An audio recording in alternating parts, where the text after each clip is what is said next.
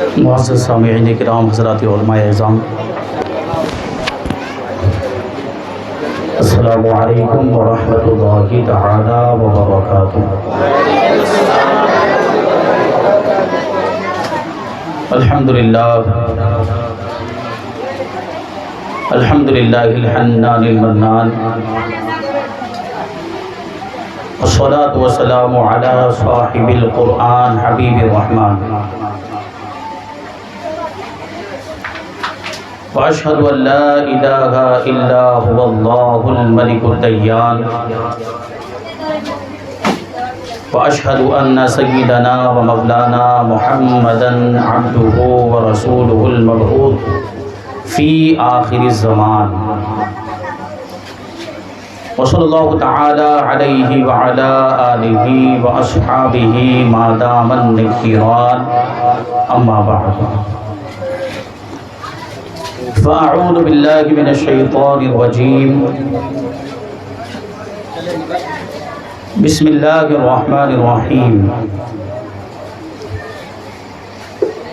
ومن آیاتہ ان خلق لکم من انفسکم ازواجا لتسکنوا الیہا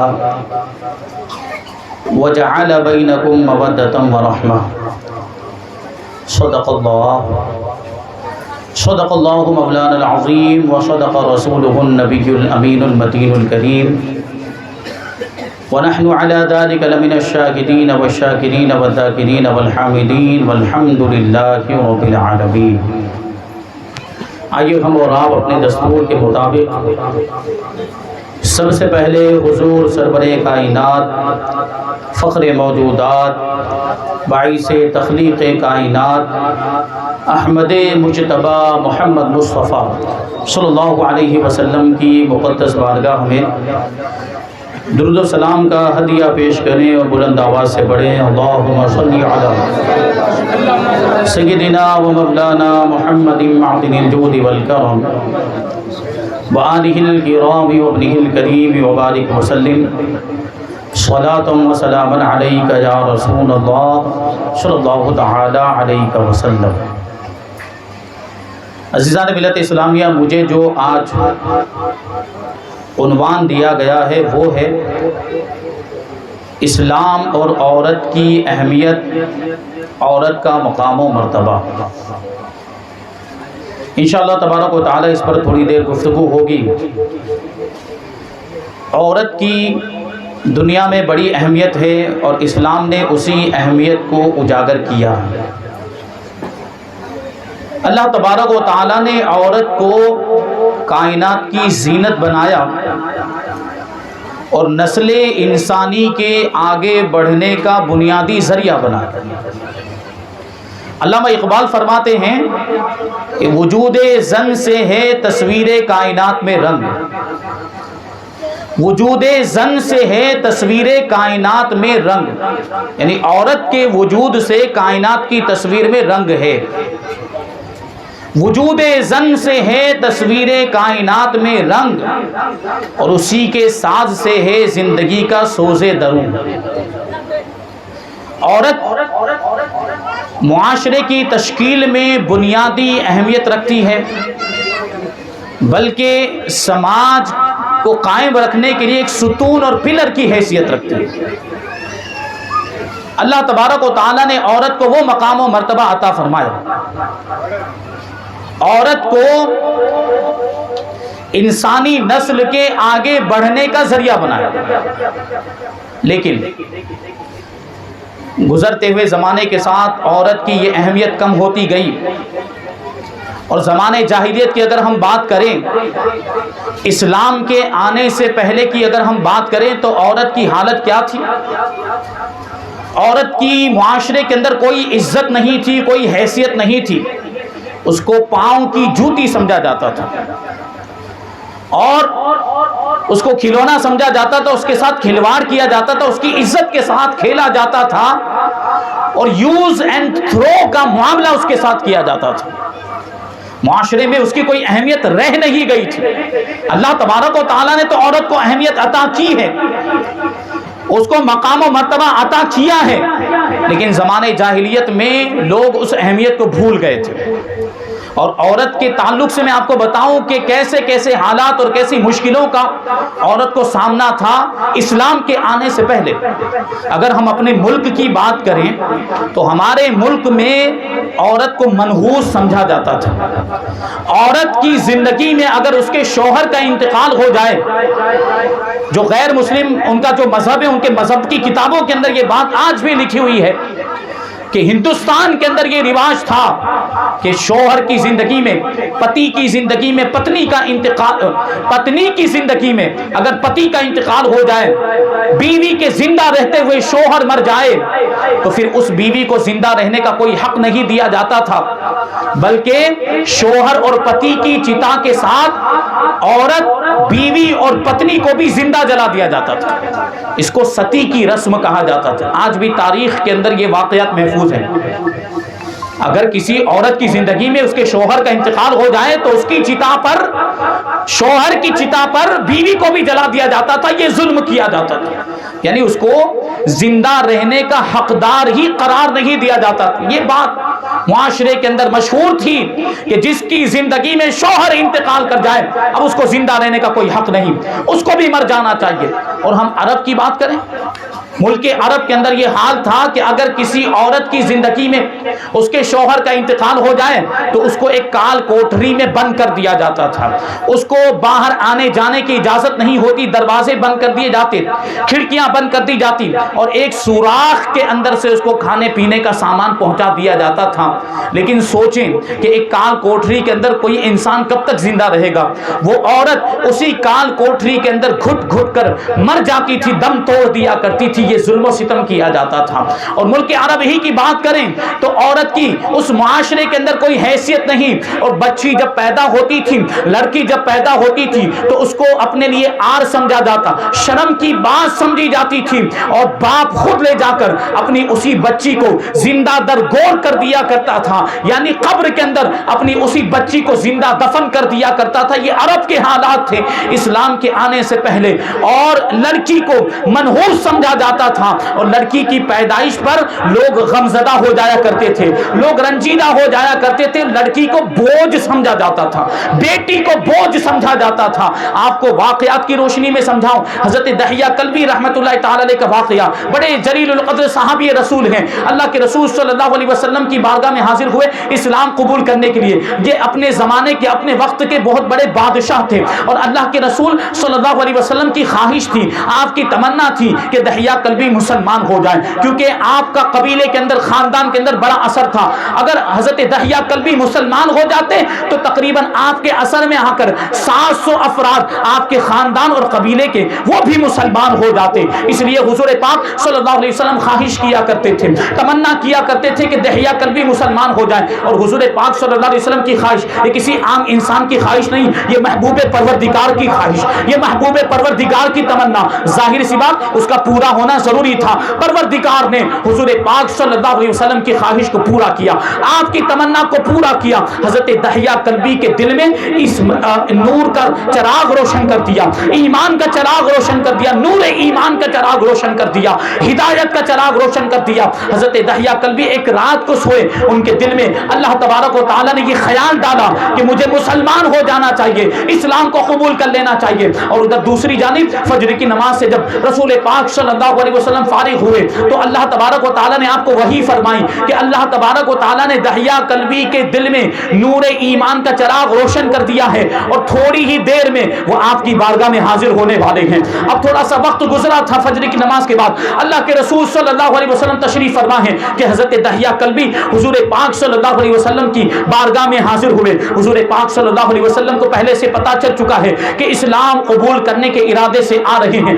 اللہ کے رسول صلی اللہ علیہ وسلم نے اپنی مبارک چادر، نورانی چادر اپنے دوش مبارک سے اتاری، اپنے مبارک اور مقدس کندھے سے اتاری، اور حضرت دحیہ کلبی کے لیے اس چادر کو بچھا دیا۔ حضرت دحیہ کلبی نے جب حضور پاک صلی اللہ علیہ وسلم کے اس اخلاق کو دیکھا تو بڑے متاثر ہوئے، حضور پاک صلی اللہ علیہ وسلم کی چادر کو بوسہ لے لیا اور آنکھوں سے لگایا، سر پہ رکھا، اور فوراً کلمہ شہادت اشہد لا الہ الا اللہ واشہد ان محمدًا عبدہ ورسولہ پڑھ کے مسلمان ہو گئے، اور دائرہ سے اسلام میں داخل ہو گئے. اور یہ بڑی مسرت کا موقع تھا، یہ شادمانی کا موقع تھا. وہاں جو لوگ موجود تھے ان کے درمیان خوشی کی ایک لہر دوڑ گئی، سب لوگ جھومنے لگ گئے مسرت کی وجہ سے کہ حضرت دحیہ کلبی جو وہ بادشاہ تھے وہ مسلمان ہو گئے، اور اس کی وجہ سے اسلام کو بڑا فائدہ پہنچنے والا. اس لیے سب لوگ خوش ہوئے. لیکن تھوڑی ہی دیر گزری تھی کہ اچانک پتہ نہیں کیا ہوا کہ حضرت دحیہ کلبی جو ابھی تک مسکرا رہے تھے، ابھی تک خوش ہو رہے تھے، رونے لگ گئے، آنکھوں سے آنسو جاری ہو گئے، اشک بار ہو گئے. تو اللہ کے رسول صلی اللہ علیہ وسلم نے حضرت دحیہ کلبی رضی اللہ تعالیٰ عنہ سے پوچھا کہ دحیہ، یہ تو خوشی کا موقع ہے، یہ تو مسکرانے کا موقع ہے، تم رو کیوں رہے ہو؟ رونے کا سبب کیا ہے؟ رونے کی وجہ کیا ہے؟ تو حضرت دحیہ کلبی رضی اللہ تعالیٰ عنہ عرض کرتے ہیں کہ یا رسول اللہ صلی اللہ تعالیٰ علیہ وسلم، آپ کو تو معلوم ہے کہ میں بادشاہ ہوں. زمانہ جاہلیت میں اسلام قبول کرنے سے پہلے میں نے بہت بڑے بڑے گناہ کیے ہیں، بہت ظلم و زیادتیاں کی، لوگوں پر ظلم و زیادتی کے پہاڑ توڑے، اور اپنے ان ہاتھوں کے ذریعے سے بہت ساری بچیوں کو میں نے زندہ درگور کیا ہے، میں نے بہت ظلم و ستم کیا. یا رسول اللہ صلی اللہ تعالیٰ علیہ وسلم، مجھے بتائیں کہ میرے یہ جو گناہ ہیں ان کا کفارہ کیا ہے؟ کیا میرے ان گناہوں کی معافی ہو سکتی ہے؟ میرے ان گناہوں کی سزا کیا ہے؟ یا رسول اللہ صلی اللہ تعالیٰ علیہ وسلم، اگر ان گناہوں کے بدلے میں مجھے اپنی جان بھی قربان کرنی پڑے تو میں اپنی جان قربان کرنے کے لیے بھی تیار ہوں، اور اگر مال و زر کے ذریعے سے اس کا کفارہ ادا کیا جا سکتا ہو تو میں اس کے لیے بھی تیار ہوں، اور مال و زر قربان کرنے کے لیے، دولت قربان کرنے کے لیے بھی تیار ہوں. یا رسول اللہ، بس میرے گناہوں کی معافی ہو جائے، میری گناہوں کی مغفرت ہو جائے، مجھے معاف کر دیا جائے. اللہ کے رسول صلی اللہ علیہ وسلم نے ارشاد فرمایا کہ دحیہ کلبی، ہمیں بھی تو بتاؤ کہ تم نے ایسے تو کون سے گناہ کیے ہیں، اپنے گناہوں سے پردہ اٹھاؤ، ہمیں بھی تو پتا چلے کہ ظلم و زیادتی کی تمہاری داستان کون سی داستان ہے، وہ داستان ہم سننا چاہتے ہیں. تو حضرت دحیہ کلبی رضی اللہ تعالیٰ عنہ عرض کرتے کہ یا رسول اللہ، آپ کو معلوم ہے کہ میں بادشاہ ہوں، ایک عرب کا میں بادشاہ ہوں، اور میری بہت ساری بیویاں تھیں، اور میں نے اس بات کو ناپسند کیا کہ میرے گھر میں بچیاں پرورش پائیں، میرے گھر میں لڑکیوں کی پرورش ہو، اور بیٹیوں کی پرورش کرنے کے بعد، ان کو بڑا کرنے کے بعد میں ان کی شادی کروں اور پھر میں داماد بناؤں. اس بات کو میں ناپسند کرتا تھا. میں کسی کو داماد بنا کر اس کی آؤ بھگت کرنے کو میں ناپسند کرتا تھا. اس لیے یا رسول اللہ صلی اللہ تعالی علیہ وسلم، میرے گھر میں جو بھی بچی پیدا ہوتی تھی میں اسے قتل کر دیا کرتا تھا. میں نے 70 بچیوں کو قتل کیا ہے، 70 میری اپنی بیٹیوں کا گلا گھونٹ کر انہیں زندہ درگور کر دیا ہے. یا رسول اللہ، یہ ظلم و ستم میں نے کیا، یہ میرے ظلم و ستم کی داستان ہے، یہ میرے گناہوں کی داستان ہے. یا رسول اللہ، اللہ کی بارگاہ میں دعا کیجئے، کیا پروردگار میرے گناہوں کو معاف کر دے گا؟ میں پروردگار میرے گناہوں کو معاف کر دے، میرے گناہ بہت زیادہ ہیں، بڑے بڑے گناہ میں نے کیے، یہ ظلم کی میری داستان ہے. ابھی حضور پاک صلی اللہ علیہ وسلم اس کی داستان کو سن کر، حضرت دحیہ کلبی کی داستان کو سن کر حیران و پریشان کی کیفیت میں تھے کہ حضرت جبرائیل امین علیہ الصلوۃ والسلام اللہ کی بارگاہ سے تشریف لائے اور حضور پاک صلی اللہ علیہ وسلم کی بارگاہ میں عرض کرتے ہیں، یا رسول اللہ صلی اللہ تعالی علیہ وسلم، اللہ تبارک و تعالی فرماتا ہے دحیہ کلبی سے کہہ دیا جائے کہ اے دحیہ کلبی، جس وقت تم نے کلمہ پڑھا تھا، جس وقت تم نے لا الہ الا اللہ محمد الرسول اللہ پڑھا تھا، اللہ کے ایک ہونے کی گواہی دی تھی اور محمد صلی اللہ علیہ وسلم کے رسول ہونے کی گواہی دی تھی،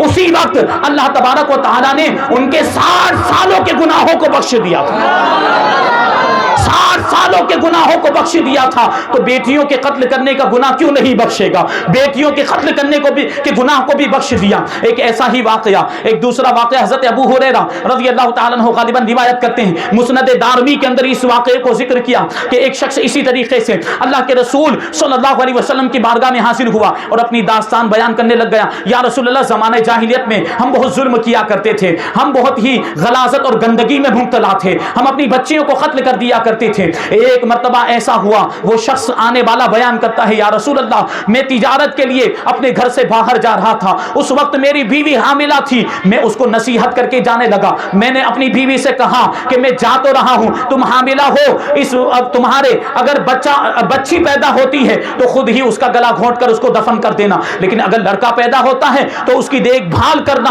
اور اس کی پرورش میں کوئی کوتاہی نہ کرنا. وہ پھر کہتا ہے کہ میں تو وہاں سے رخصت ہو گیا اپنی بیوی کو یہ تاکید کرنے کرنے کے بعد اور جب میرا تجارت کا سفر مکمل ہوا، جب میں واپس اپنے گھر آیا تو میں نے کیا دیکھا کہ میرے گھر کے آنگن میں ایک پھول سی خوبصورت بچی کھیل رہی ہے۔ میں فوراً اپنے گھر کے اندر داخل ہوا، میں نے اپنی بیوی سے پوچھا کہ یہ لڑکی کون ہے، یہ بچی کون ہے، یہ خوبصورت سی بچی ہمارے آنگن میں کیوں کھیل رہی ہے؟ تو میری بیوی نے جواب دیا کہ یہ تو پڑوسن کی بچی ہے، یہ کبھی کبھی کھیلنے کے لیے ہمارے آنگن میں آ جایا کرتی، یہ ہماری بچی نہیں ہے۔ آپ کے جانے کے بعد ہمارے یہاں پر لڑکی پیدا ہوئی تھی تو آپ کی تاکید کے مطابق، آپ کے حکم کے مطابق میں نے خود ہی اس کو قتل کر دیا تھا اور میں نے خود ہی اس کو زندہ دفن کر دیا، میں نے خود ہی اس کا گلا گھونٹ کر اس کو قبر کے اندر دفن کر دیا تھا۔ یہ تو پڑوسن کی بچی ہے، یہ ہماری بچی نہیں ہے۔ بہرحال بات آئی گئی ہوئی، وہ شخص بیان کرتا ہے کہ وہ بچی ایسے ہی ہمارے آنگن میں آتی رہی، کھیلتی رہی، میں اس کو دیکھتا رہا اور اس کی خوبصورتی میرے دل میں گھر کرتی گئی اور اس کی محبت میرے دل میں جگہ بناتی گئی، اور ایک وقت ایسا آیا کہ مجھے اس سے محبت ہو گئی، چھوٹی سی بچی سے مجھے محبت ہو گئی، اور خدا کی قدرت دیکھیں کہ اس بچی کو بھی مجھ سے محبت ہو گئی۔ اب تو روزانہ اس کو دیکھتا رہا، دل بہلاتا رہا، میں بھی اس سے مانوس ہو گیا تھا اور وہ لڑکی اور بچی بھی مجھ سے مانوس ہو گئی۔ یہ کیفیت ایک دن میں نے اپنی بیوی سے بیان کی کہ یہ جو بچی پڑوسن کی ہمارے گھر میں آتی ہے اور ہمارے آنگن میں آنے کے بعد کھیلتی ہے، اس سے مجھے محبت ہو گئی، اس سے مجھے انسیت ہو گئی، لگاؤ ہو گیا ہے۔ میری بیوی نے موقع کو غنیمت جانا، موقع کو غنیمت جانتے ہوئے جب اس نے یہ دیکھا کہ مجھے اس سے محبت ہو گئی، اس نے حقیقت کو آشکارا کیا، اس نے حقیقت بیان کی اور میرے سامنے یہ بات واضح کی کہ یہ پڑوسن کی بچی نہیں بلکہ یہ آپ ہی کی نور نظر اور لخت جگر ہے، یہ آپ ہی کی بیٹی ہے، یہ پڑوسن کی بیٹی نہیں۔ جب آپ گئے تھے، بچی پیدا ہوئی، میرے دل نے گوارا نہیں کیا کہ میں اپنی خود کی بچی کا گلا گھونٹ کر اسے قتل کر دوں، یہ ماں کی ممتا کیسے گوارا کر سکتی ہے؟ تو میں نے اس کو زندہ رکھا، اس کو محفوظ رکھا۔ پڑوسن کے یہاں جا کر جب آپ ہوتے تو اس کو محفوظ کر دیتی تھی، کبھی کبھی کھیلنے کے لیے آ جاتی، پھر اس سے دل بہلایا کرتی۔ آپ نے دیکھ لیا، پھر یہ سلسلہ جاری ہوا۔ وہ کہتا ہے کہ میں نے جب یہ بات سنی تو مجھے تھوڑی دیر کے لیے قلبی مسرت ہوئی، مجھے خوشی ہوئی کہ جس بچی سے میں محبت کر رہا تھا، جس بچی کی محبت نے میرے دل میں جگہ بنا لی تھی، وہ کسی اور کی بچی نہیں بلکہ میری ہی بچی تھی۔ تو ایک لگاؤ اور ایک تعلق پہلے سے تو تھا، اس لگاؤ اور تعلق میں اور زیادہ اضافہ ہو گیا، محبت میں اور زیادہ اضافہ ہو گیا، انسیت میں اور زیادہ اضافہ ہو گیا۔ میں اس کو اپنے ساتھ رکھنے لگ گیا، اس کے ساتھ کھیلنے لگ گیا، لیکن یہ بات جلد ہی وہ پورے معاشرے کے اندر پھیل گئی، گلی کوچوں کے اندر، بستی کے اندر پھیل گئی، اور وہ معاشرہ ایسا تھا کہ جہاں بچی کو پالنا گناہ تصور کیا جاتا تھا، جہاں بچیوں کو زندہ درگور کر دیا جاتا تھا۔ جب لوگوں کو پتا چلا تو لوگ مجھے تانا دینے لگ گئے، لوگ مجھے برا بھلا کہنے لگ گئے اور میری بے عزتی ہونے لگ گئی، معاشرے کے اندر میری رسوائی ہونے لگ گئی۔ اب اسی رسوائی سے بچنے کے لیے اور اسی بے عزتی سے بچنے کے لیے، لوگوں کے تان و تشنی سے بچنے کے لیے میں نے اس بچی کو قتل کرنے کا ارادہ بنا دیا۔ چنانچہ ایک دن اس بچی کو بہلا پھسلا کر میں جنگل میں لے گیا، جنگل میں ایک کنواں تھا، اس کنویں کے اندر اس بچی کو میں نے ڈال دیا، اور ایک روایت کے مطابق وہ شخص بیان کرتا ہے کہ میں جنگل میں لے گیا، ایک خالی جگہ ریگستان میں نے اس کے لیے قبر کو کھودنا شروع کر دیا، میں قبر کھودتا جا رہا ہوں، چونکہ اس بچی کو بھی مجھ سے محبت ہو گئی۔ وہ بچی مجھے دیکھ رہی اور بار بار پوچھ رہی کہ ابا ہم یہاں کیوں آئے ہیں، ابا جان ہم یہاں کیوں آئے ہیں، اور آپ یہ گڈھا کیوں کھود رہے ہیں، آپ کا دامن مٹی سے میلا ہو رہا ہے۔ سوچنے جیسی بات کہ اس بچی کو باپ سے کتنی محبت ہوگی کہ وہ باپ کے دامن کو میلا ہوتا ہوا بھی نہیں دیکھ سکتی، لیکن وہ باپ بھی کیسا کہ ہمدردی کا جذبہ ختم ہو چکا، محبت اور شفقت کا جذبہ ختم ہو چکا تھا۔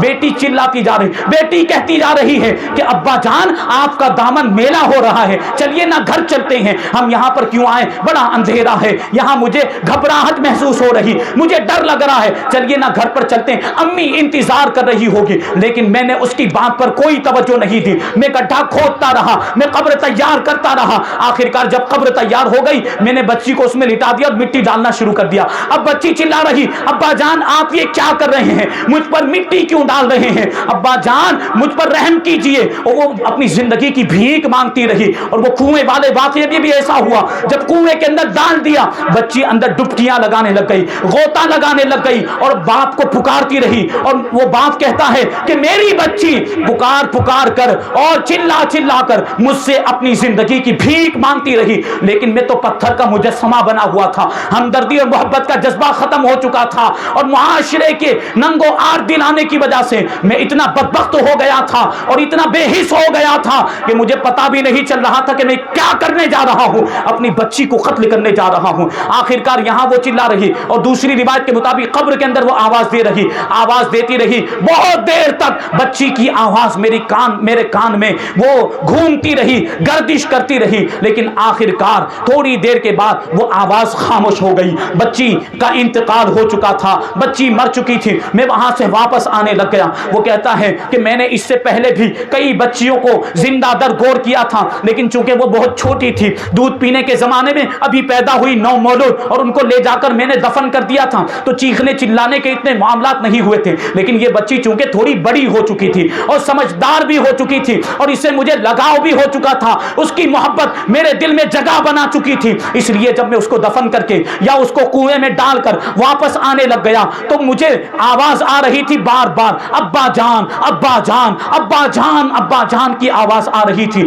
میں نے پیچھے پلٹ کر دیکھا تو وہ اس کی قبر کے اندر موجود، مجھے ایسا لگا کہ میری بچی قبر سے باہر آ گئی اور مجھے پکار رہی، لیکن میں نے جب پیچھے مڑ کر دیکھا تو قبر تو ویسی کی ویسی جیسے میں نے اس کو قبر کے اندر دفن کیا تھا، بچی قبر کے اندر ہی تھی۔ حقیقت یہ ہے کہ وہ بچی کی آواز نہیں تھی، وہ میرے ضمیر کی آواز تھی۔ میرا ضمیر مجھے پکار کر کے رہا تھا کہ تو نے کتنا بڑا جرم کیا ہے، تو نے کتنا بڑا گناہ کیا کہ اپنی پھول جیسی خوبصورت بچی کو زندہ درگور کر دیا یا کنویں کے اندر پھینک دیا ہے۔ اللہ کے رسول صلی اللہ علیہ وسلم اس کے اس واقعے کو سنتے جا رہے ہیں، اس کی داستان کو سنتے جا رہے ہیں اور آنسو بہاتے جا رہے ہیں۔ اللہ کے رسول صلی اللہ علیہ وسلم نے اتنے آنسو بہائے کہ آپ کی داڑھی مبارک آنسوؤں سے تر ہو گئی، آپ کی داڑھی مبارک آنسوؤں سے تر ہو گئی۔ وہ شخص مسلمان نہیں ہوا تھا، اللہ کے رسول صلی اللہ علیہ وسلم نے اس کو اسلام کی دعوت دی، فوراً کلمہ پڑھ کے مسلمان ہو گیا۔ پھر اللہ کے رسول صلی اللہ علیہ وسلم نے ارشاد فرمایا کہ اب میں آ گیا ہوں، اب میں اسلام کا داعی بن کر آ گیا،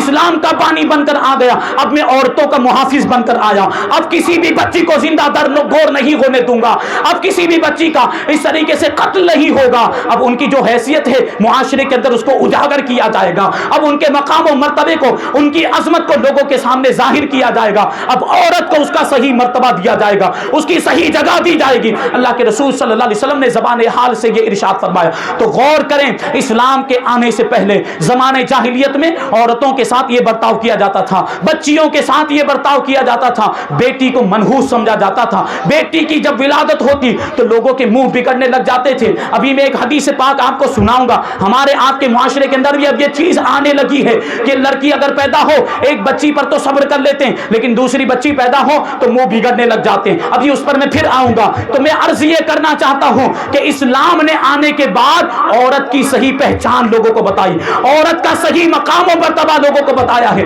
ہم عورت کی زندگی کے ادوار کو دیکھیں، عورت کی زندگی کے جو مختلف حصے ہیں ان کو دیکھیں تو عورت کی زندگی کے 4 بنیادی دور ہیں۔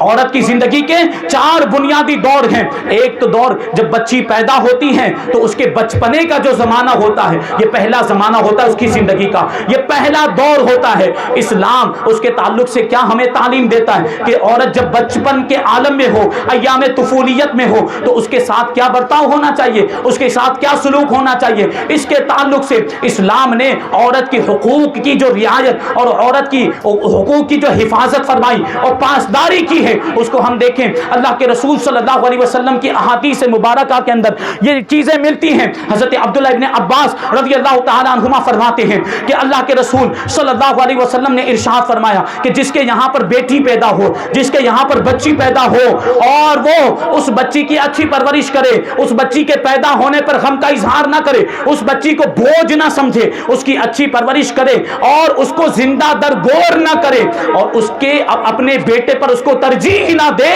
تو اللہ تبارک و تعالی ایسے شخص کو جنت میں داخل فرمائے گا۔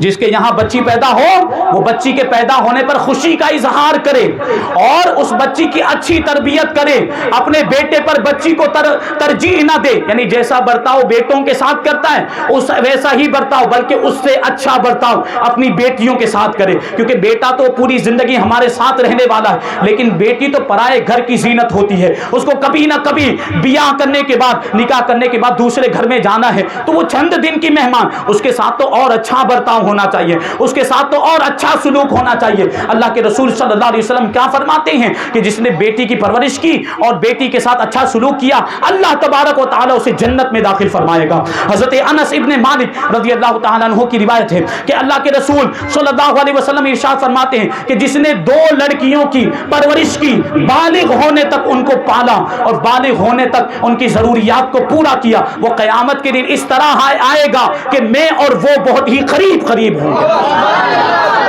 کہ میں اور وہ دونوں بڑی قریب قریب ہوں گے. اور کیا فرمایا, راوی کہتے ہیں کہ حضور پاک صلی اللہ علیہ وسلم نے اپنی مبارک 2 انگلیوں کو اس طرح ملا کر ارشاد فرمایا کہ اتنے اتنے قریب ہوں گے. اب سوچیں, جس کو حضور کا قرب مل جائے, جس کو حضور کا پڑوس مل جائے, اس کی تو نجات یقینی ہے.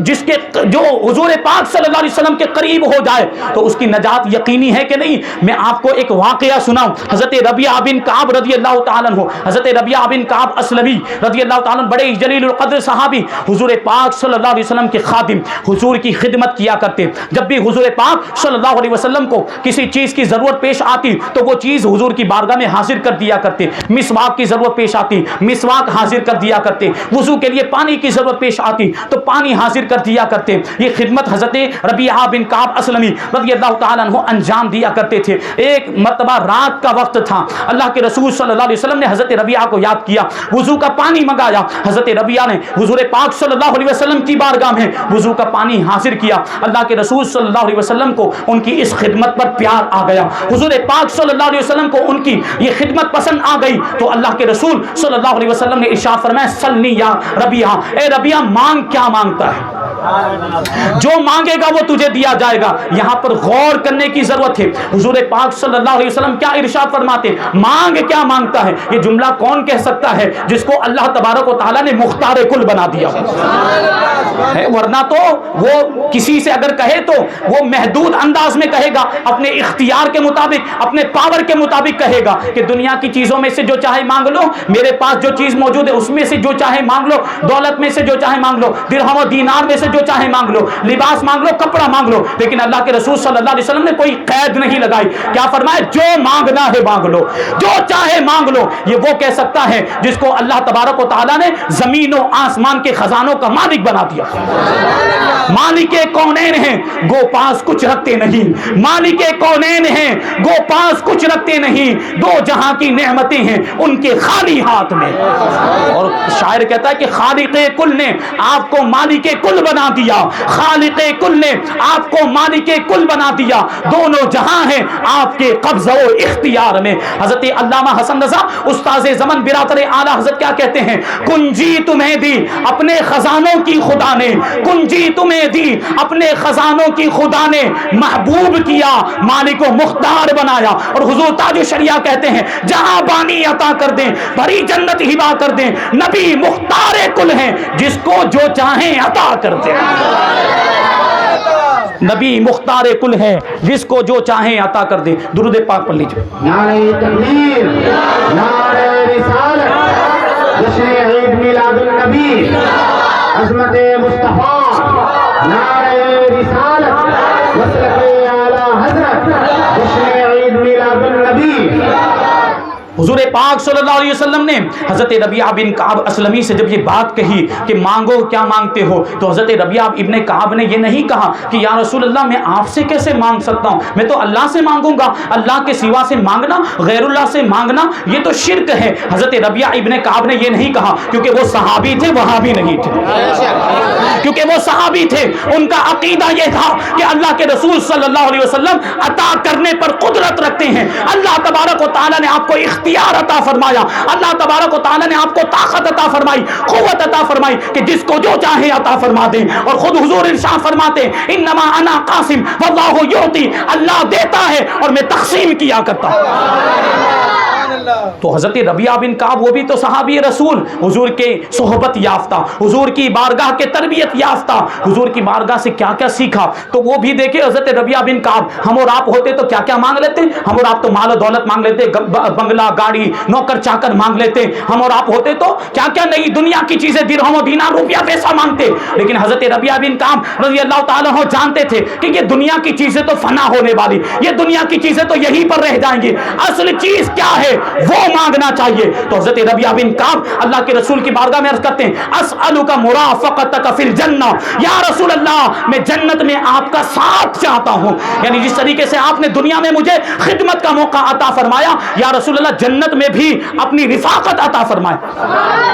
کیونکہ حضرت ربیعہ بن کعب کا یہ عقیدہ تھا کہ اگر حضور کا ساتھ مل گیا، جنت میں حضور کا ساتھ مل گیا تو پھر تو ساری نعمتیں مل جائیں، کیونکہ کائنات کی ساری نعمتیں تو حضور کے قدموں پہ قربان، حضور کے قدم مل گئے، حضور کا ساتھ مل گیا، حضور کی رفاقت مل گئی تو کائنات کی ساری نعمتیں ہماری ہو جائیں گی۔ ایک واقعے کے ذریعے اس کو سمجھاؤں، حضرت وہ خلیفہ ہارون رشید عباسی خلیفہ ہارون رشید کا یہ واقعہ کہ اس نے ایک مرتبہ اپنے دربار میں ایک نمائش لگائی اور اس میں طرح طرح کا سامان لا کر سجا دیا گیا، اور اس میں درہم و دینار روپیہ پیسہ، سونا چاندی، لباس، کپڑے، کھانے پینے کا سامان سب موجود، اور رعایا کو بلایا گیا، اس میں لونڈی، غلام، خادم وغیرہ سب آ گئے، اور یہ عام اعلان کر دیا گیا کہ نمائش کے اندر جتنا بھی سامان رکھا ہوا ہے اس سامان میں سے جو بھی شخص جس چیز پر ہاتھ رکھ دے گا وہ چیز اس کی ہو جائے گی۔ نمائش کے اندر جو بھی چیزیں رکھی ہوئی ہے کوئی بھی جس چیز پر ہاتھ رکھ دے گا وہ چیز اس کی ہو جائے گی۔ اب سب لوگ آئے تو طرح طرح کی لوگوں کی خواہشیں ہوتی ہیں، کوئی شخص وہ کھانے پینے کا زیادہ خواہش مند تھا، کھانے پینے کی کا شوق جس کو زیادہ تھا تو اس نے کھانے پینے کی چیز پر ہاتھ رکھا، وہ چیز اس کو دے دی گئی۔ کوئی شخص ایسا کہ جس کو لباس کا زیادہ شوق تھا، اچھا لباس پہننا پسند کرتا، اس نے لباس پر ہاتھ رکھا، وہ قیمتی لباس اس کو دے دیا گیا۔ کوئی شخص سونے چاندی کا گرویدہ تھا تو اس نے سونے چاندی پر ہاتھ رکھا تو سونا چاندی دے دیا گیا، اور کوئی شخص درہم و دینار کا دیوانہ تھا تو اس کو اس نے درہم و دینار پر ہاتھ رکھا تو اس کو درہم و دینار دے دیے گئے۔ لیکن ایک باندی تھی، ایک لونڈی، وہ اس نمائش میں آئی، اس نے پوری نمائش کا چکر لگایا، سارے سامان کو دیکھا، اس نے سونا چاندی کو بھی دیکھا، اس نے درہم و دینار کو بھی دیکھا، اس نے اچھے اچھے قیمتی لباس کو بھی دیکھا، کھانے پینے کے سامان کو، زیورات کو بھی دیکھا، لیکن اس نے کسی بھی چیز پر ہاتھ نہیں رکھا۔ وہ بڑی عقل مند تھی، اس نے کسی بھی چیز پر ہاتھ نہیں رکھا۔ ہارون رشید کی طرف سے کیا اعلان ہوا تھا کہ اس نمائش کے اندر جتنی بھی چیزیں موجود ہیں تم میں سے کوئی بھی کسی بھی چیز پر اگر ہاتھ رکھ دے گا وہ چیز اس کی ہو جائے گی۔ وہ باندی پوری نمائش کا چکر لگاتی ہے، پورے محل کا چکر لگاتی ہے، اور چکر لگانے کے بعد کیا کرتی ہے، وہ بادشاہ کے پیچھے آ کے کھڑی ہو جاتی ہے، ہارون رشید کی پیٹھ کے پیچھے آ کر کھڑی ہو جاتی ہے اور ہارون رشید کی پیٹھ پر ہاتھ رکھ دیتی ہے۔ کیا مطلب وہ سمجھے آپ؟ اس نے کیا کہا، جس بھی چیز پر ہاتھ رکھو گے وہ چیز تمہاری۔ وہ بڑی عقل مند تھی، وہ اس نے کیا سوچا کہ اگر سونے چاندی پر ہاتھ رکھوں گی تو صرف سونا چاندی ہی ملے گا، اگر درہم دینار پر ہاتھ رکھوں گی تو صرف درہم و دینار ہی ملیں گے، اگر کھانے کی چیزوں پر ہاتھ رکھوں گی تو صرف کھانے کی چیزیں ملیں گی، اگر لباس پر ہاتھ رکھوں گی تو صرف لباس ہی ملے گا، زیورات پر ہاتھ رکھوں گی تو صرف زیورات ہی ملیں گے۔ کیوں نہ ایسی چیز پر ہاتھ رکھ دیا جائے کہ وہ مل جائے تو یہ ساری چیزیں خود بخود میری ہو جائیں۔ اس نے ہارون رشید کی پیٹھ پر ہی ہاتھ رکھ دیا، کیونکہ وہ بادشاہ تھا، وہ ساری چیزیں بادشاہ کی ملکیت میں تھی، بادشاہ اگر اس کا ہو گیا تو وہ ساری چیزیں خود بخود اس کی ہو جائیں گی۔ حضرت ربیعہ بن کعب رضی اللہ تعالیٰ عنہ بھی صحابی رسول، انہوں نے اللہ کے رسول کا ساتھ مانگا، کیونکہ وہ جانتے تھے کہ اگر حضور پاک صلی اللہ علیہ وسلم مل گئے تو پھر کائنات کی ساری نعمتیں خود بخود میری ہو جائیں گی۔ حضرت ربیعہ بن کعب رضی اللہ، پھر یہ بھی تو غور کریں کہ کیا مانگ رہی ہیں۔ حضرت ربیعہ بن کعب جنت میں حضور کا ساتھ مانگ رہے ہیں۔ مطلب کیا ہوا، جنت میں حضور کا ساتھ، مطلب جہاں حضور ہوں گے وہ بھی وہاں ہوں گے۔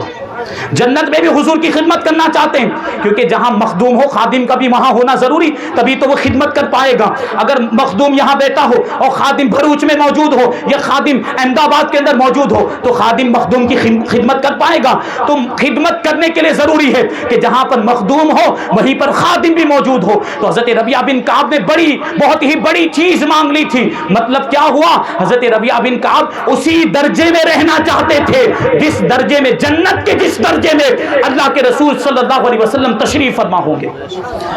اچھا، جب حضرت ربیعہ ابن کعب رضی اللہ تعالیٰ عنہ نے جب یہ خواہش ظاہر کی تو حضور نے یہ نہیں فرمایا بہت بڑی چیز مانگ لی، کچھ اور مانگو، کوئی آسان چیز مانگو، کوئی چھوٹی سی چیز مانگو، یہ میرے اختیار میں نہیں ہے۔ حضور نے ایسا نہیں فرمایا، بلکہ حضور کیا فرماتے؟ او غیر ذالک، یہ تو مل گیا، اس کے علاوہ بھی کچھ ہو تو مانگ لو، یہ تو دیا جاتا ہے، اس کے علاوہ بھی کچھ ہو تو مانگ لو۔ حضرت ربیعہ کہتے ہیں وہ ہوا ذاکا، یا رسول اللہ یہی کافی ہے، یہ مل جائے تو گویا کہ سب مل گیا۔ تو اللہ کے رسول صلی اللہ علیہ وسلم نے ارشاد فرمایا فَأَعِنِّي عَلَى نَفْسِكَ بِكَثْرَةِ السُّجُودِ، پھر کثرت سجود کے ذریعے سے اپنے معاملات میں میری مدد کرو، یعنی کثرت سجود، نمازیں پڑھتے رہو، عبادتیں کرتے رہو، یہ نعمت تو تمہیں عطا کی جا چکی ہے۔ تو سوچنے جیسی بات کہ حضور پاک صلی اللہ علیہ وسلم کا ساتھ اگر کسی کو مل جائے، بات یہاں سے چلی تھی، حضور پاک صلی اللہ علیہ وسلم کا ساتھ اگر کسی کو مل جائے تو وہ کامیاب نہیں ہوگا تو پھر کون کامیاب ہوگا؟ اور حضور کیا فرماتے کہ جس نے 2 بیٹیوں کی پرورش کی یہاں تک کہ وہ بالغ ہو گئی، وہ قیامت کے دن اس طرح آئے گا کہ میں اور وہ بالکل قریب ہوں گے۔ یعنی جو بیٹیوں کی پرورش کرتا ہے اس کو حضور کا ساتھ ملے گا، اسے حضور کی نزدیکی ملے گی۔ اور صرف ایسا نہیں کہ حضور کے ساتھ، اب جب حضور کے ساتھ ہے کا مطلب کیا ہوا؟ حضور جنت میں جائیں گے تو اس کو چھوڑ کر چلے جائیں گے؟ مطلب یہی ہے کہ حضور پاک صلی اللہ علیہ وسلم اس کو اپنے ساتھ میں جنت لے کر جائیں گے۔ بیٹیوں کی پرورش کا یہ ثواب ہے اور بیٹیوں کی پرورش کا یہ اجر ہے اور یہ صلہ اور بدلہ ہے۔ آج ماحول کیا ہو گیا؟ اگر ایک بچی پیدا ہو تو کسی طرح اس کو برداشت کر لیا جاتا ہے، لیکن دوسری بچی پیدا ہو تو منہ ٹیڑے میڑے ہونے لگتے، چہرے بگڑنے لگتے۔ ہوتا ہے کہ نہیں ہوتا؟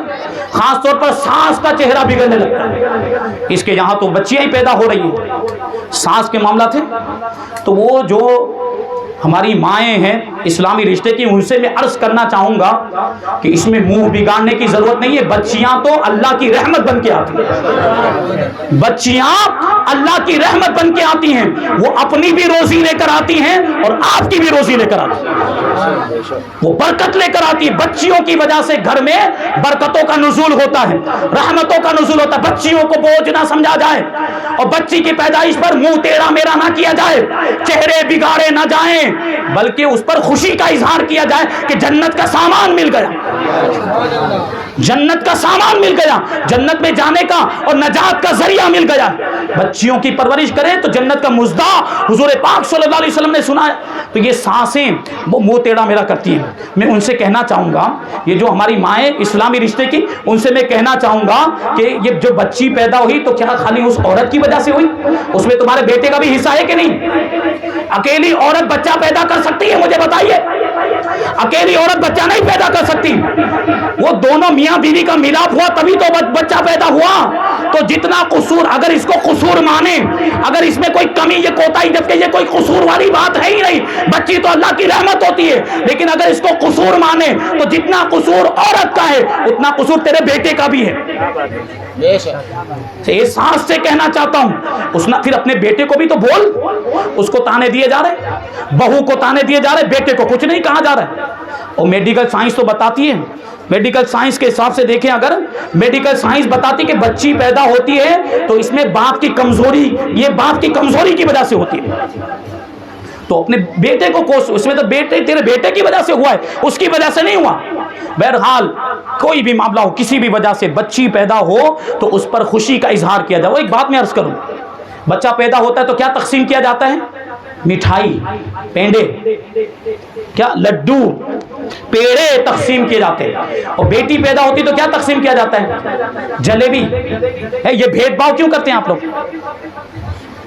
ہے یہ بھید بھاؤ کیوں کیا جاتا ہے؟ یقیناً لڑکا آپ کے بڑھاپے کا سہارا بنے گا، لیکن لڑکی تو آپ کو جنت میں لے جانے کا ذریعہ بنے گی. ہے تو کس کی پیدائش پر قیمتی مٹھائی تقسیم ہونی چاہیے؟ لڑکی کی پیدائش پر، یا کم سے کم سیم ٹو سیم جو مٹھائی ہو وہ تقسیم کی جائے. اگر لڑکے کی پیدائش پر پیڑے تقسیم کیے جا رہے ہیں تو لڑکی کی پیدائش پر بھی پیڑے تقسیم کیے جائیں. یہ بھید بھاؤ نہ کیا جائے. یہ ہمارا یہ طریقہ بتا رہا ہے کہ ہمیں اتنی خوشی نہیں ہوئی ہے لڑکی کی پیدائش پر، تبھی تو جلیبی وہ ہلکی پھلکی سستی والی مٹھائی تقسیم کی جا رہی ہے. یہ رسم بدلی جائے، یہ طریقہ بدلا جائے. تو عورت بچی جب پیدا ہوتی، میں آپ کو بتاؤں، غالباً حضرت ابو ہریرہ کی روایت ہے کہ اللہ کے رسول صلی اللہ علیہ وسلم ارشاد فرماتے ہیں کہ جو 3 بیٹیوں کی یا 3 بہنوں کی پرورش کرے، یا 2 بیٹیوں کی اور 2 بہنوں کی پرورش کرے، انہیں تعلیم دے، انہیں زیور تعلیم سے آراستہ کرے، ان کے ساتھ اچھا سلوک کرے، اور جب وہ بالغ ہو جائیں تو ان کی شادی کرا دے، وہ جنتی ہو گیا. اللہ کے رسول صلی اللہ علیہ وسلم نے ایسے شخص کو جنت کا مژدہ عطا فرمایا. تو سوچیں کہ بچیوں کی کیا اہمیت ہے. آج حالات کیسے ہیں؟ ہم دیکھتے ہیں کہ وہ نالوں میں، گٹر میں، وہ چھوٹی چھوٹی بچیاں ابھی جو نو مولود نئی پیدا، ان کو پھینک دیا جاتا. اللہ کی پناہ. الحمدللہ ابھی ہمارے معاشرے میں یہ چیز اتنی نہیں ہے، یہ غیروں کے معاملات. وہ بچی پیدا ہوتی گٹر میں ڈال دیا جاتا ہے، نالے میں پھینک دیا جاتا ہے. ہمارے یہاں پہ اگرچہ منہ ٹیڑے میڑے ہوتے ہیں، چہرہ بگڑتا ہے، لیکن اس کو رکھا جاتا ہے گھر میں. ابھی یہ چیز تو ہے، اتنا تو ابھی اتنی سوجھ بوجھ ابھی ہے کہ اس کو پالا جاتا ہے، کسی طریقے سے پھینکا نہیں جاتا. اللہ تبارک و تعالیٰ مزید توفیق عطا فرمائے کہ وہ جو چہرے بگڑتے ہیں وہ کیفیت بھی ختم ہو جائے، اور بچی کو بوجھ نہ سمجھا جائے، بلکہ بچی کو اللہ کی رحمت سمجھا جائے. اور وہ اللہ کی رحمت ہے، وہ برکتیں لے کر آتی ہے. اور پھر یہ ایک دور ہو گیا. دوسرا دور کہ جب وہ بالغ ہو جائے تو اس کی شادی کرا دی جائے، اس کی تعلیم و تربیت کا انتظام کیا جائے، اور اس کے ساتھ اچھا سلوک، امور خانہ داری اس کو سکھایا جائے. کیا مطلب کہ کھانا کیسے بنانا ہے، گھر کو کیسے سنبھالنا ہے، بچوں کی پرورش کیسے کرنی، شوہر کے حقوق کو کیسے ادا کرنا، یہ ساری باتیں سکھائی جائے، اور پھر اس کا نکاح کرا دیا جائے، اس کی شادی کرا دی جائے. یہ بھی عبادت ہے، یہ بھی عبادت ہے. ماں باپ اگر اپنی بچی کی شادی کراتے ہیں ان کو عبادت کا ثواب ملتا ہے.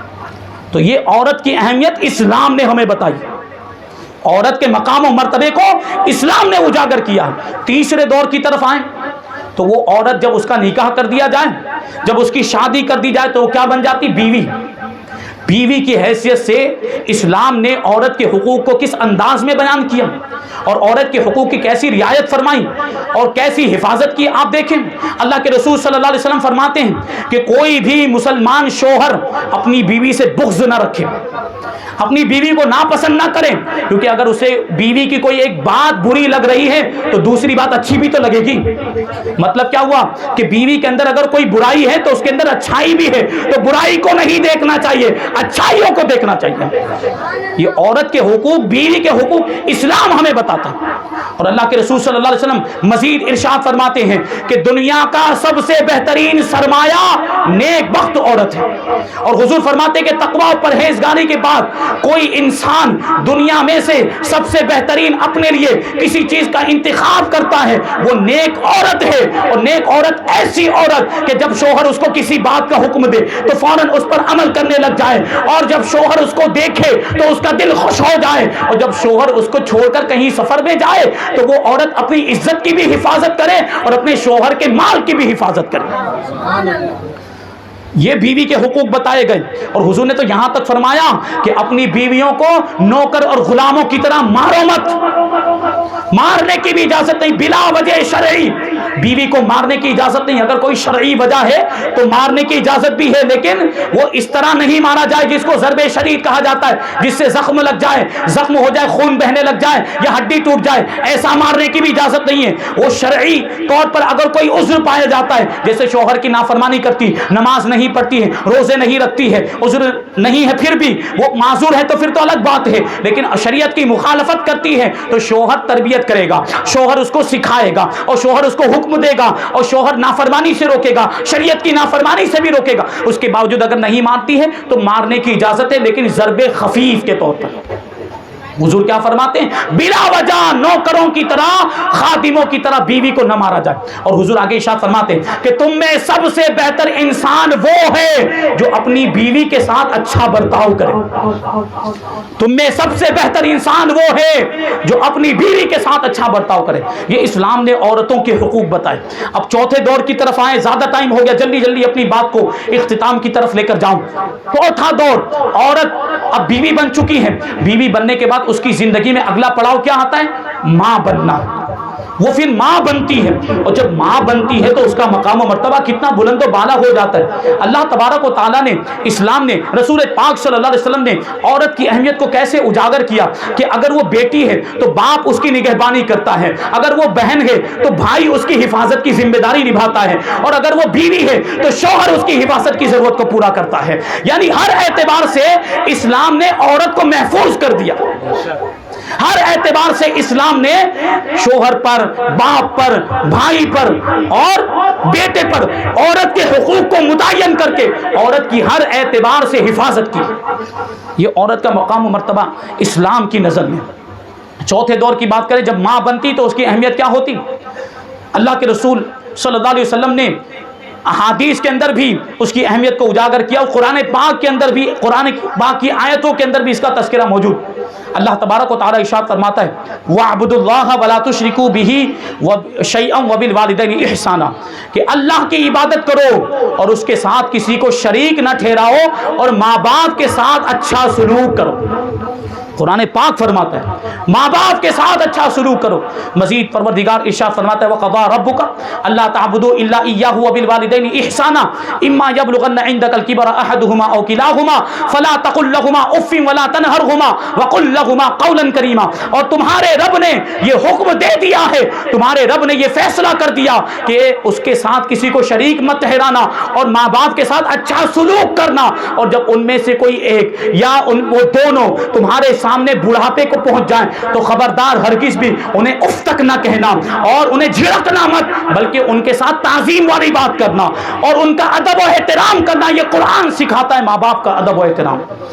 یہ ہے ماں باپ کا مقام و مرتبہ. اللہ کے رسول صلی اللہ علیہ وسلم ارشاد فرماتے ہیں رغم انفہ رغم انفہ رغم انفہ، اس کی ناک خاک آلود ہو جائے، اس کی ناک خاک آلود ہو جائے، یعنی وہ شخص ذلیل و رسوا ہو جائے، وہ شخص تباہ و برباد ہو جائے. تو صحابہ اکرام نے عرض کیا من یا رسول اللہ، من یا رسول اللہ، یا رسول اللہ کس کے بارے میں ارشاد فرماتے ہیں کہ اس کی ناک خاک آلود ہو جائے، وہ ذلیل و رسوا ہو جائے، وہ تباہ و برباد ہو جائے؟ یا رسول اللہ کس کی بات فرماتے ہیں؟ تو اللہ کے رسول صلی اللہ علیہ وسلم نے ارشاد فرمایا من ادرک والدیہ عند الکبر او احدہما او کلیہما ثم لم يدخل الجنہ، کہ جس نے اپنے ماں باپ میں سے کسی ایک کو یا ان دونوں کو بڑھاپے کے وقت پایا اور ان کی خدمت کر کے جنت میں داخل نہیں ہو پایا تو وہ ذلیل و رسوا ہو جائے، وہ خاک، اس کی ناک خاک آلود ہو جائے، وہ ہلاک و برباد ہو جائے کہ ماں باپ کی خدمت نہیں کی جنت، کیونکہ ماں باپ کی خدمت یہ جنت میں داخل ہونے کا ذریعہ ہے.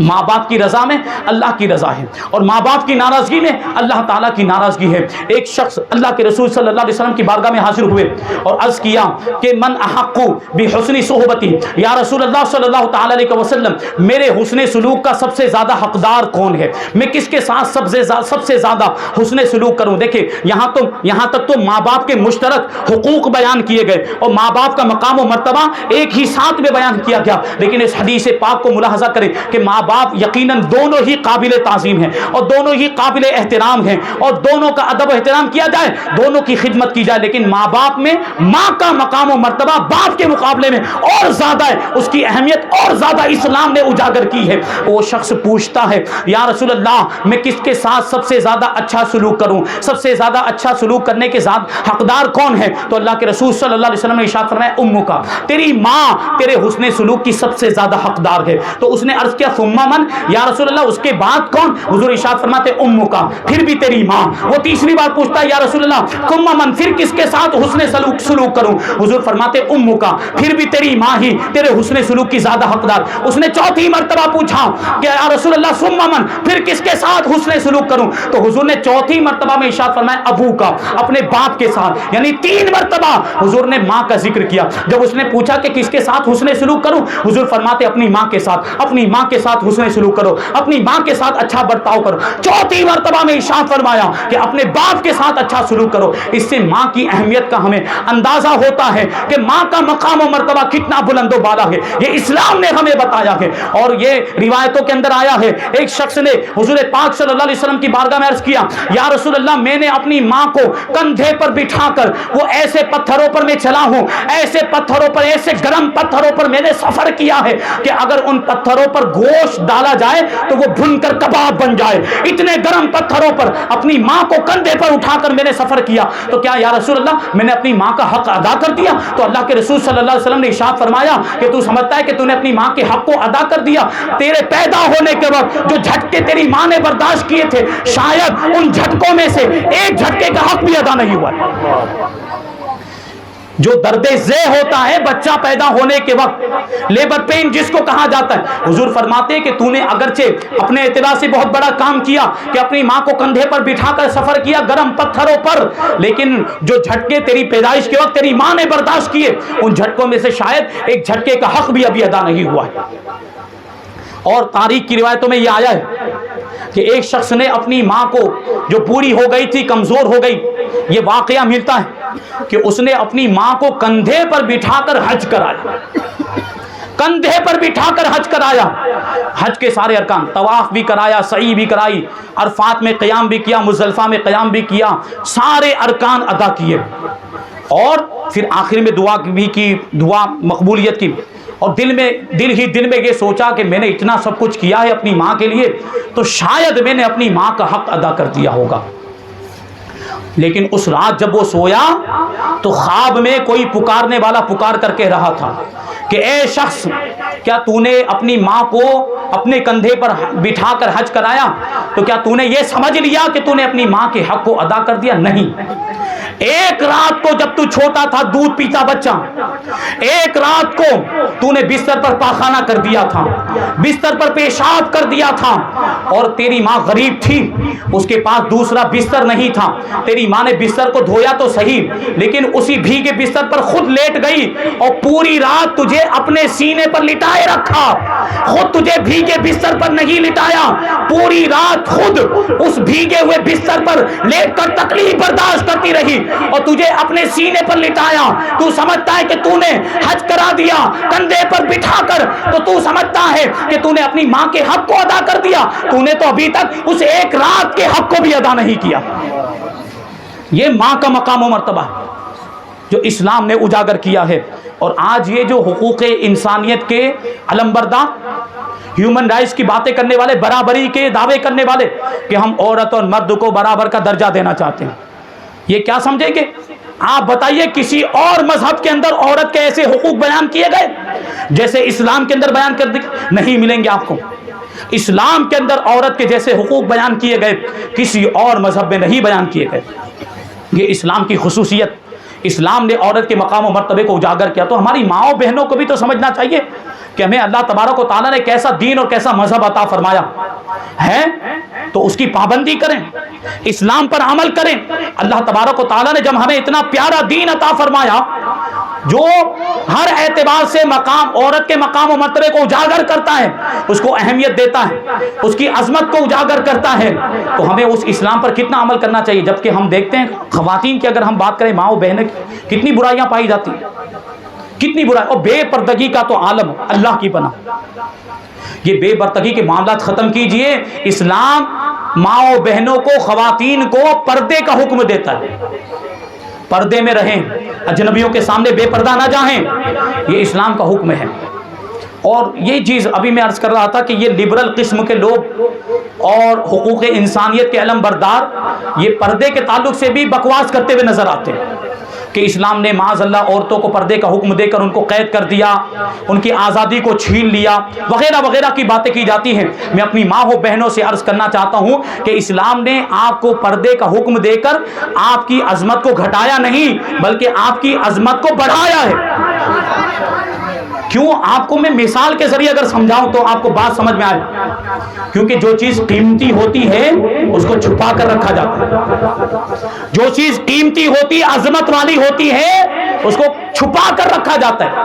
مجھے آپ بتائیں, اگر کسی کی دکان ہو, کاروبار کرتے ہوں, ہے کاؤنٹر دکان میں لگایا ہوا، کوئی گراہک آیا 10,000 روپے کی گڈی دے کر گیا، 10,000 روپے کی گڈی دے کر گیا۔ اب اگر وہ شخص اس 10,000 روپے کی گڈی کو کاؤنٹر کے اوپر ہی رکھ دے تو کیا ہوگا؟ وہیں کاؤنٹر پر رکھ کر چلا جائے، واپس آئے گا تو وہ گڈی ملے گی؟ پیسوں کی گڈی ملے گی؟ غائب۔ تو وہ کیا کر، وہ خود سمجھتا ہے، وہ رکھتا ہی نہیں کاؤنٹر پہ، نہیں، کہاں رکھتا ہے اس کو؟ 10,000 کی گڈی کو گلے میں رکھتا ہے، ڈروور میں۔ کیوں؟ کیونکہ وہ قیمتی ہے، قیمتی چیز کو چھپا کر رکھا جاتا ہے۔ بات سمجھ میں آ رہی؟ قیمتی چیز کو چھپا کر رکھا جاتا ہے۔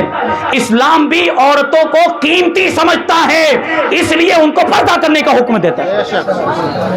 اور دیکھیں دنیا کے اندر بہت ساری مسجدیں ہیں، ہمارے محلے کی بھی مسجد ہے، ہمارے سورت میں بھی بہت ساری مسجدیں ہیں، ہے کہ نہیں مسجد؟ لیکن کسی بھی مسجد پر آپ پردہ دیکھتے ہیں؟ کسی بھی مسجد پر غلاف چڑھا ہوا دیکھتے ہیں؟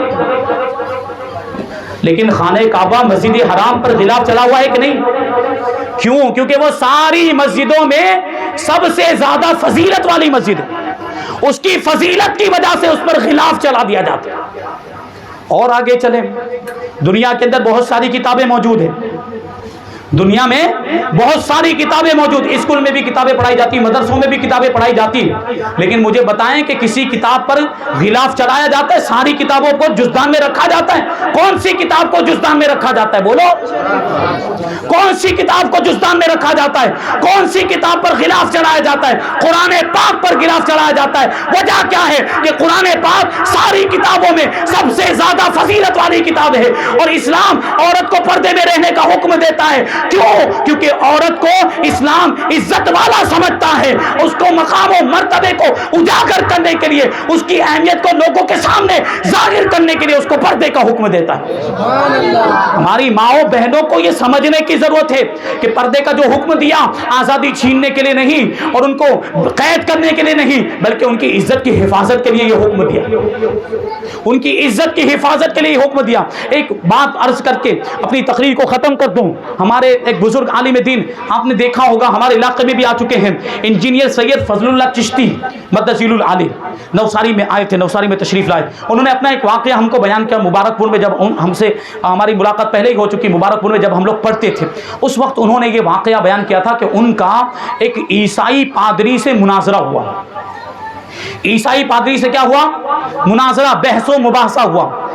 تو عیسائی پادری نے پردے پر اعتراض کیا کہ اسلام میں پردے کا حکم کیوں ہے، یہ پردے کا حکم نہیں ہونا چاہیے، عورتوں کو ان کی مرضی کے مطابق جیسا لباس چاہے وہ پہننے کی اجازت ہونی چاہیے، جس طرح چاہے لوگوں کے سامنے اس کو جانے کی اجازت ہونی چاہیے۔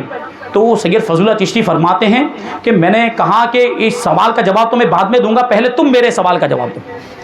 الزامی جواب، اس کو الزامی جواب کہا جاتا ہے۔ تو کہنے لگا کیا ہے، وہ عیسائی پادری پوچھنے لگا کیا ہے آپ کا سوال؟ تو سید فضل اللہ چشتی نے اس سے پوچھا کہ یہ تمہارے جو چرچ ہوتے ہیں، تمہارا جو گرجا، چرچ جانتے ہیں نا آپ لوگ، عیسائیوں کا گرجا گھر، عبادت خانہ، یہ تمہارے جو چرچ ہوتے ہیں، اس میں جو خواتین ہوتی ہیں، اس میں جو عورتیں ہوتی، وہ پورا لباس کیوں پہنتی ہیں؟ پوائنٹ سمجھ میں آ رہا ہے آپ کو؟ ہمارے بزرگ عالم دین نے کیا پوچھا کہ تمہارے چرچ میں یہ جو عورتیں ہوتی، خواتین ہوتی، ان کو پورا لباس پہننے کا حکم کیوں دیا جاتا ہے؟ تو وہ عیسائی پادری کیا جواب دیتا ہے؟ وہ عیسائی پادری کہتا ہے کہ چونکہ یہ خاص عورتیں ہیں اور ان کو ہم زیادہ عزت والا سمجھتے ہیں، زیادہ عظمت والا سمجھتے ہیں، ان کا مقام و مرتبہ عام عورتوں، دوسری عورتوں کے مقابلے میں زیادہ ہے، اس لیے ہم ان کو پورا لباس پہننے کا حکم دیتے ہیں۔ سید فضل اللہ چشتی کہتے ہیں کہ میں مناظرہ جیت گیا، میں مناظرہ جیت گیا، تیرے اور میرے درمیان فرق اتنا ہی ہے، تمہارے اور ہمارے درمیان فرق اتنا ہے کہ تم صرف ان گنتی کی عورتوں کو عزت دینا چاہتے ہو اور ہم پوری کائنات کی ساری عورتوں کو عزت دینا چاہتے ہیں۔ تم ان کو خاص سمجھتے ہو، اس لیے تم ان کو پردہ کرنے کا حکم دیتے ہو، ہم ساری دنیا کی ساری عورتوں کو خاص سمجھتے ہیں، اس لیے سب کو پردہ کرنے کا حکم دیتے ہیں۔ تو پردے کی اہمیت کو سمجھیں کہ پردے کے اندر یہ آپ کی ہی بھلائی، خواتین مائیں بہنیں اس پر عمل کرنے کی کوشش کریں۔ آئے ہیں اجتماع میں، سن رہے ہیں، گھروں میں بیٹھ کر بھی سن رہے ہیں، تو اس کا کوئی نتیجہ بھی تو نکلنا چاہیے۔ ہم نے پروگرام کا انعقاد کیا، علماء کرام کو بلایا اور آئے، تقریریں ہوئی، وہ چلے جائیں ایسے ہی بول کر، اس کا کوئی فائدہ اور کوئی نتیجہ نہ نکلے تو کیا مطلب پھر؟ جو کچھ بھی بیان ہوا اس پر عمل کرنے کی کوشش کرنی چاہیے کہ نہیں کرنی چاہیے؟ یہ جو بیانات ہوتے ہیں اس کا مقصد یہی ہے کہ علماء کرام جو نصیحت کریں، جو اصلاح کی باتیں ارشاد فرمائیں، اس پر عمل کیا جائے۔